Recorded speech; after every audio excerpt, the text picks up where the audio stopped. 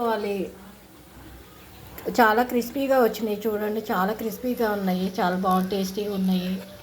మీరు కూడా ట్రై చేయండి. మా ఛానల్ని సబ్స్క్రైబ్ చేయండి, షేర్ చేయండి.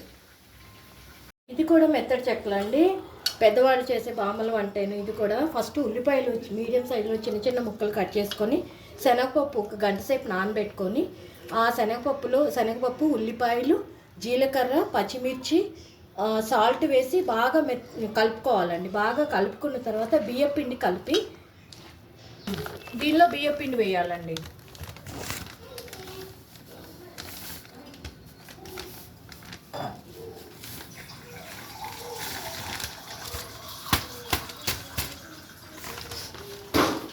నార్మల్ వాటర్ తోటే కలుపుకోవాలి. నార్మల్ వాటర్ తోటే చపాతీ పిండిలాగా కలుపుకోవాలి, సేమ్ చపాతీ పిండిలానే.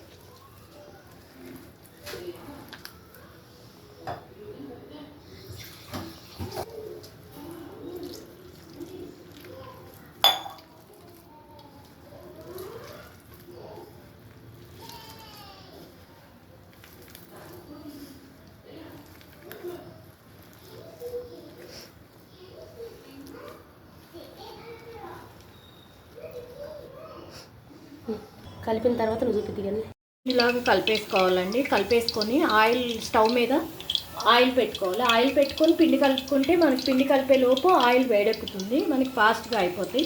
ఇలా చిన్న ఉండలు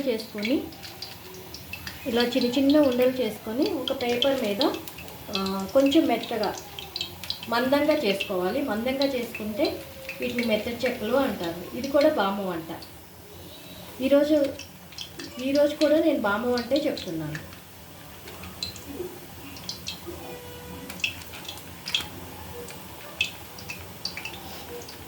ఇలా చేసుకొని ఆయిల్ కాగిన తర్వాత నూనెలో వేయించుకోవటం చాలా టేస్టీగా ఉంటాయి. ఒకసారి ట్రై చేయండి. చాలా చాలా క్రిస్పీగా టేస్టీగా ఉంటాయి. బయట వర్షం వచ్చినప్పుడు మనకి స్నాక్స్ కింద చాలా బాగుంటాయండి. ఇవి చాలా క్రిస్పీగా చాలా బాగుంటాయి. బయట వాతావరణం చల్లగా ఉన్నప్పుడు వేడివేడిగా తింటే చాలా బాగుంటాయి మనకి. ఇదిగోనండి, ఇలా ఆయిల్లో వేసుకోవాలి. కొంచెం కలర్ వచ్చేదాకా వేయించుకోవాలి ఆయిల్లో.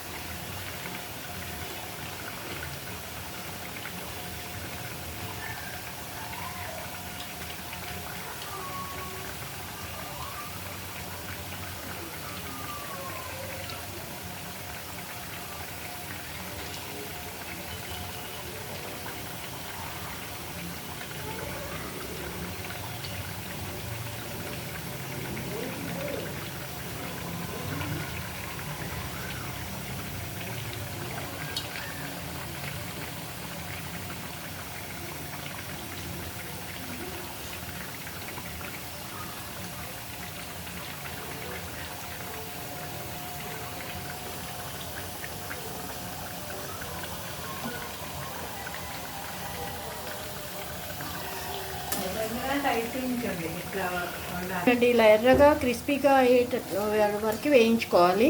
ఇలా తీసుకుంటే వేడివేడిగా క్రిస్పీగా చల్లటి సాయంత్రం తింటే చాలా బాగుంటాయి.